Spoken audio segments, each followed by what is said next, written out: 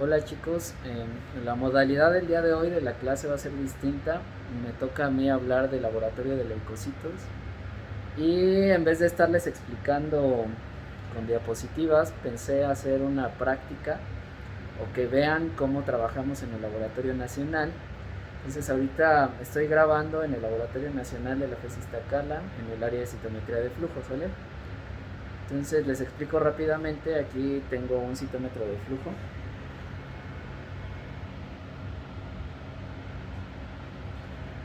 Este citómetro se llama Ation NXT, de la marca Thermo Fisher. Tiene la capacidad de leer 11 fluorocromos distintos. Y ahorita les explico más a qué me refiero con esto, ¿sale? Y este citómetro grandote que tenemos aquí es el citómetro Faxaria Fusion de la empresa Becton Dickinson. Y este citómetro es más complejo. Ahorita les explico cómo funciona este citómetro. Pero bueno, el punto de esta clase es que ustedes vean cómo se procesan muestras de linfocitos, ¿sale? Entonces estamos hablando del laboratorio de leucocitos y aquí particularmente vamos a hablar de células T.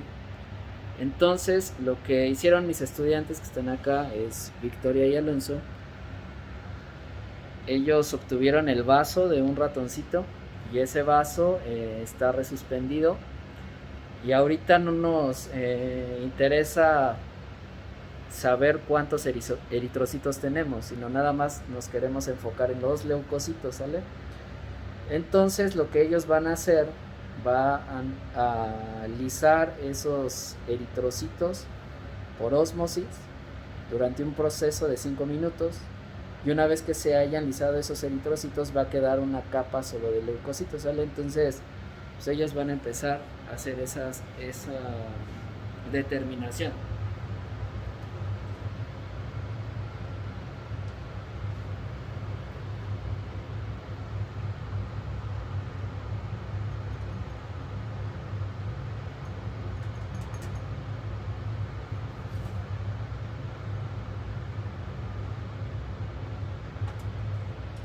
Entonces lo que hicieron primero fue decantar la muestra, la solución salina que tenían, ¿sale? Entonces lo que van a hacer ahorita es tomar 1 mililitro de solución emulizante. Ya pasaron los 5 minutos de incubación. Entonces ya funcionó la lisis. Y entonces ahora lo que se tiene que hacer es agregar 5 mililitros de solución salina, ¿sale? Lo cual va a diluir completamente a esos eritrocitos que no nos funcionan y nos va a permitir tener únicamente a los leucocitos en general, a todas las células que están en el vaso.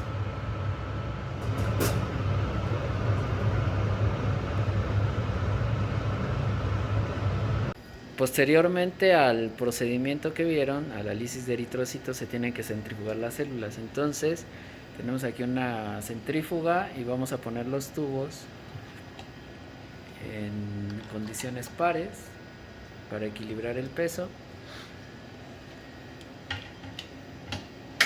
Y lo que se hace es centrifugar a 1500 revoluciones durante 5 minutos a una temperatura aproximada de 4 grados.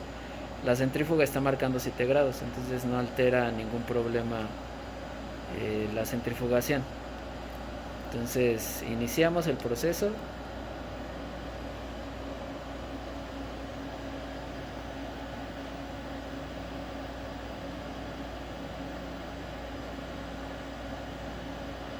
Listo.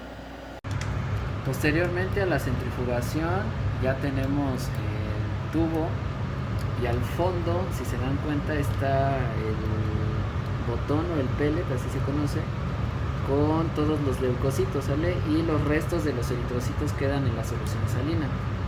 Entonces ahorita lo vamos a decantar para descartar esos restos y quedarnos solo con los leucocitos.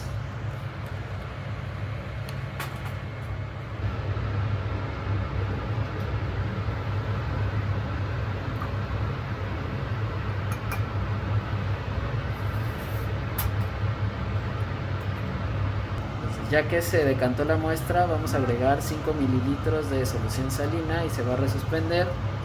Y entonces vamos a proceder a contar las células. Ya que se lizaron las células, se resuspenden 5 mililitros de solución salina. Y como pueden ver, el tubo ya se ve transparente, ya no se ve rojo, ¿sale? Entonces ahorita lo que vamos a hacer es una dilución para contar las células y saber cuántas células tenemos. Entonces, ya que tenemos la suspensión celular con el azul tripano, tomamos 10 microlitros de esa muestra y lo vamos a poner sobre la cámara de Neubauer, ¿sale? Entonces aquí hay que tener cuidado en extender la muestra. Entonces ahí queda y de ahí lo vamos a pasar a contador automatizado. Entonces ya tenemos la cámara de Neubauer. Entonces se va a colocar en esta especie de base. Entonces se hace un ajuste, empieza a hacer como un cálculo primero. Este contador automatizado que tenemos también detecta la proteína verde fluorescente. Entonces nos puede ayudar a detectar aquellas células que expresan esta proteína, ¿sale? Entonces ahí tenemos inclusive el porcentaje de viabilidad que tenemos. Estas células ya tenían cierto tiempo, por eso explica por qué tenemos ese porcentaje de células muertas, pero tenemos una buena cantidad de células. Entonces tenemos en esta dilución 3.45 por 10 a la 6 células por mililitro, ¿sale? Entonces podemos hacer una extrapolación para el volumen final de células que hayamos obtenido del vaso. Entonces obtuvimos 3.45 por 10 a la 6 células por mililitro. Sin embargo, eso está diluido. Tenemos una dilución 1 en 10. Nuestro factor de dilución es 10. Entonces tenemos que multiplicar esta cantidad por 10 para tener el valor final, que serían, nada más recorremos el punto, entonces serían 34.5 por 10 a las 6 células por mililitro, ¿sale? Esa sería la concentración de células que tenemos en nuestra suspensión, y eso nos ahorra un montón de problemas de estar contando y de tener errores, ¿sale? Bueno, entonces habíamos comentado que teníamos 34.5 millones de células en un mililitro, ¿sale? Un mililitro son 1000 microlitros. Entonces la idea es obtener nada más 1 millón de células. Es lo que necesitamos para hacer nuestros análisis por citometría de flujo. Entonces, para tener 1 millón de células, nada más tomamos 29 microlitros de la muestra. Entonces vamos a poner 29 microlitros de las muestras en cada uno de estos 4 tubitos. Y entonces Alonso ahorita lo que va a hacer, va a tomar la cantidad que habíamos dicho, son 29 microlitros de la suspensión de células, y los va a poner en cada uno de esos tubos. La citometría de flujo es una técnica de análisis que permite caracterizar la morfología interna y externa de las células. Esto se logra a través de incidir luz en cada una de las células y detectar esa luz, lo que va a clasificar a las células por su tamaño o por su complejidad. Pensemos en el siguiente ejemplo. Si nosotros aplicamos luz a cualquier objeto, ese objeto va a emitir una sombra. Si el objeto es pequeño, la sombra va a ser pequeña. Si el objeto es grande, la sombra va a ser más grande. Este principio se aplica también para las células de la respuesta inmune. Por ejemplo, los linfocitos son células de tamaño pequeño y son poco complejos. Los monocitos son células de tamaño mediano y tienen una complejidad mayor que un linfocito, pero menor que otras células. Y los macrófagos son células muy grandes y son células muy complejas por todas las moléculas que tienen en la superficie y los gránulos que tienen en su citoplasma. Si nosotros estos dos parámetros, el tamaño y la complejidad, los colocamos en una escala bidimensional teniendo el tamaño en el eje de las X y la complejidad en el eje de las Y, podríamos observar que los linfocitos se encuentran casi cerca del origen, los monocitos se encuentran más desplazados a la derecha en el tamaño y un poco más arriba en la complejidad, y los macrófagos se encuentran en los extremos en el tamaño y en la complejidad. Si nosotros observamos esta gráfica en donde cada punto es una célula, podríamos ver cúmulos de poblaciones celulares. Los linfocitos estarían en el origen, los monocitos estarían más arriba en tamaño y complejidad, y los macrófagos serían las células con mayor tamaño y mayor complejidad. Si nosotros agrupamos estas poblaciones, podríamos analizar el porcentaje de una muestra dependiendo de lo que queramos analizar. Entonces, pensando no solamente en el tamaño y la complejidad, sino en todas las moléculas que puede expresar una célula, en este caso un linfocito T, podríamos ver que estos linfocitos tienen varios marcadores en su superficie que les dan identidad, como el CD3 que se junta con el TCR para generar una señal, el CD4 define si es una célula cooperadora o el CD8 si es una célula citotóxica, el CD25 es una molécula asociada a la división celular, a la interleucina 2, moléculas de activación como CD28 o moléculas que nos ayuden a definir si este linfocito es de memoria o está establecido en un tejido, si es residente de un tejido. También si es un linfocito inflamatorio o antiinflamatorio con las citocinas que secreta o los factores de transcripción que puede expresar. Entonces, sabemos que los anticuerpos son moléculas que se unen específicamente a cualquier antígeno. Si nosotros pensamos que estos son antígenos o podrían ser antígenos, entonces los anticuerpos se van a unir específicamente a estos. Pero esto nosotros no lo podemos observar. Sin embargo, si a la región cristalizable del anticuerpo le agregamos moléculas fluorescentes que pueden ser detectadas una vez que le incidimos luz de un láser, entonces podríamos analizar cada una de estas moléculas en las poblaciones celulares, lo cual es el principio de inmunotipificación de la citometría de flujo. ¿Cuál es una de estas ventajas de la citometría de flujo? Pensemos que dentro de todas las poblaciones celulares que tenemos en la respuesta inmune o en los tejidos, a cada una de estas células le asignamos un color y si nosotros lo observamos en el microscopio de fluorescencia, pues podríamos ver a cada una de estas poblaciones, pero en cierta región específica y en un momento específico.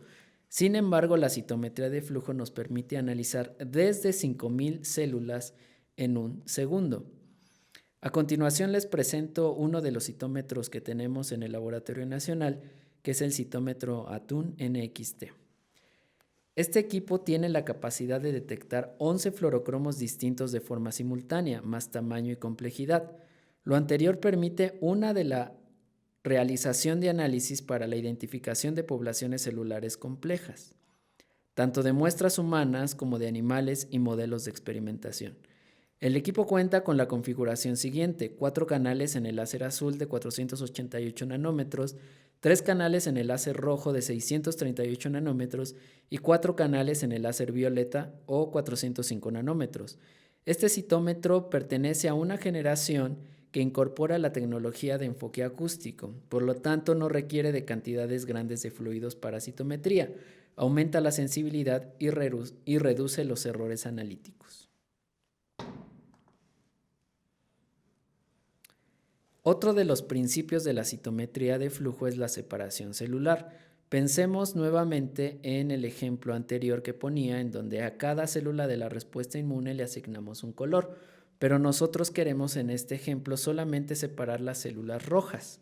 Entonces, en nuestro equipo podríamos obtener esas células y las podremos pasar por el flujo y pueden ser discriminadas por los láseres que comentaba, y entonces podemos separar poblaciones puras con una eficiencia del 99%.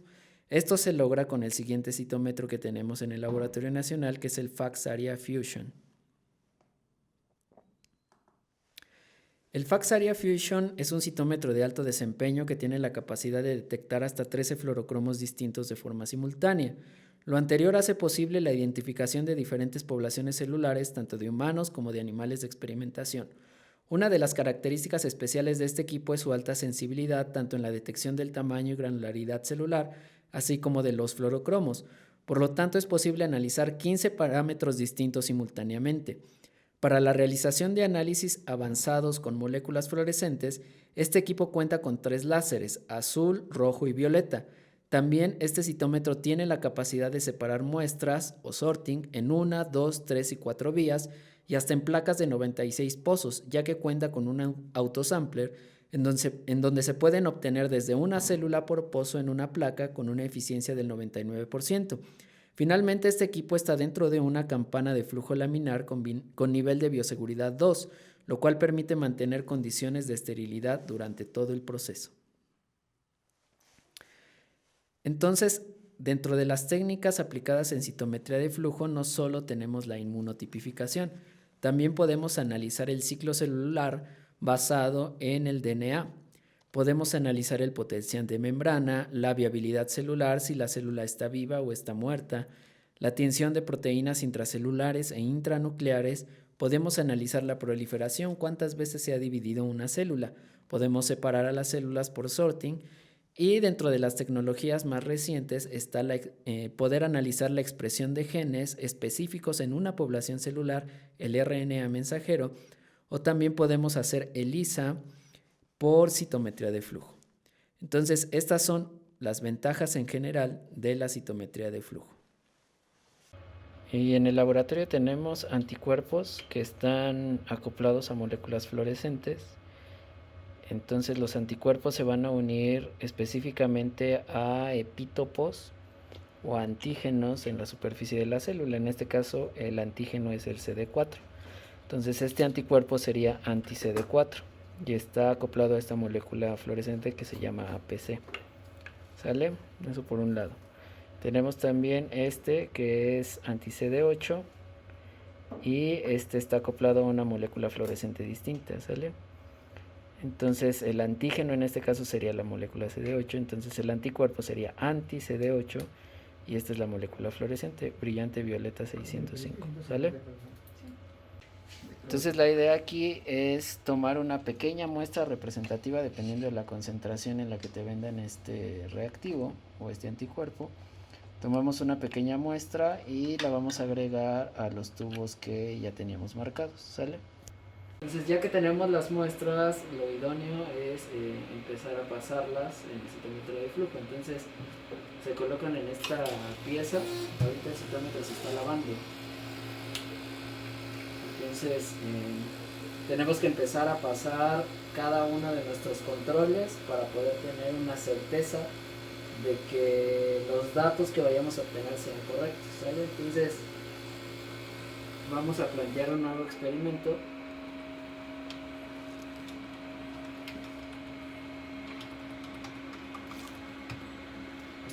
Y entonces nosotros ya tenemos precargadas unas plantillas para definirlo. Este citómetro lo que va a hacer primero es detectar a las células por su tamaño y por su complejidad. Entonces lo que vamos a hacer es escoger la población que sabemos que es de linfocitos. Los linfocitos, si se acuerdan en su clase de leucocitos, son células de un tamaño muy pequeño, ¿sale? Entonces por eso los ponemos en el eje de las X aquí. Voy a hacer un poquito más grande esto. Tenemos el tamaño. En el eje de las Y tenemos la complejidad. Entonces un linfocito es de los leucocitos más pequeños y menos complejos. Si quisiéramos detectar macrófagos, por ejemplo, que son células grandes y complejas, estarían en esta región, ¿sale? Entonces esperamos que se detecten aquí adentro. Posteriormente que se hayan detectado, vamos a escoger solamente la célula CD4 o la célula CD8. Entonces primero tenemos que hacer ajustes en el citómetro para lograr, ¿vale? Entonces nosotros, como les enseñé, tenemos dos tubos nada más. Un tubo que nos va a servir para la molécula CD8 y otro tubo que es para la molécula CD4, ¿sale? Entonces es lo único que tenemos. Y de hecho el ratoncito de donde mis estudiantes obtuvieron la muestra es un ratón que expresa la proteína verde fluorescente después del promotor FOXP3, ¿sale? Entonces tenemos realmente tres colores, ¿vale?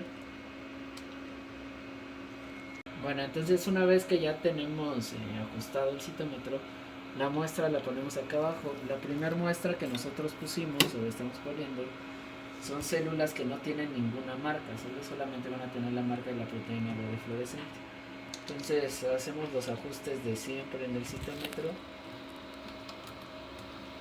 Y de aquí vamos a tener que detectar fluorescencia. En teoría nada más vamos a detectar fluorescencia para la proteína verde fluorescente, que es lo que yo les comentaba. Entonces tomamos un volumen pequeño de la muestra y le decimos que capture cierta cantidad de eventos, ¿sale?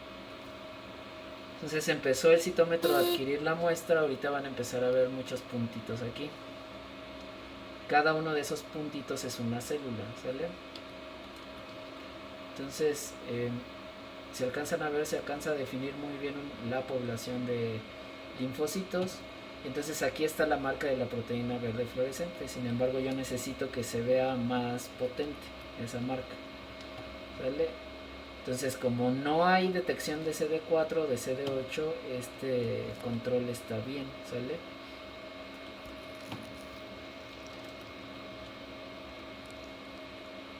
Entonces, sin problema, aquí detectamos la proteína verde fluorescente. Aquí no estamos detectando ninguna población de células CD4 y aquí tampoco estamos teniendo una población de células CD8, ¿sale? Entonces el citómetro se encarga de grabar esos datos y vamos a pasar los controles de compensación, ¿sale?